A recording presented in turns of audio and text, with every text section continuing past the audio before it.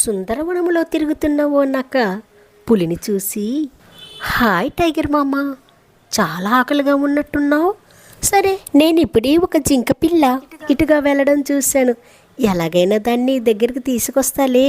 నువ్వు తినగా మిగిలిన దాంతో నా ఆకలి తీర్చుకుంటాను, సరేనా? అవును నక్కలుడు, నాకు నిజంగా చాలా ఆకలిగా ఉంది. సరే, తొందరగా వెళ్ళి తీసుకుండ్రా అంది పెద్ద పులి.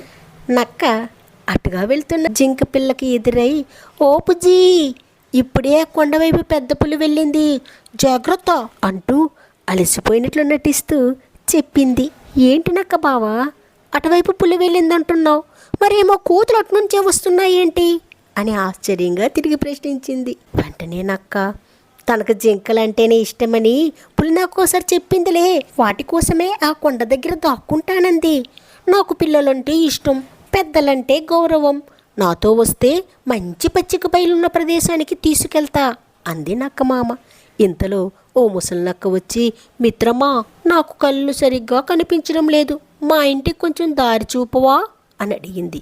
నీకు నేనే దొరికానా, ఇంకెవరినైనా అడుగుపో అంటూ విసుక్కుంది నక్క. అప్పుడు జింక, నక్క బావా, రాత్రంతా వర్షం పడింది కదా, నేల కూడా ఇంకా తడిగానే ఉంది. నువ్వు చెప్పినట్టు పులి ఇప్పుడు ఇటుగా వెళ్తే దాని అడుగుల గుర్తులు ఉండాలి కదా, మరి లేవేంటి అని అడిగింది జింక. కతుక్కుమన్న నక్కకు ఏం సమాధానం చెప్పాలో తెలియలేదు.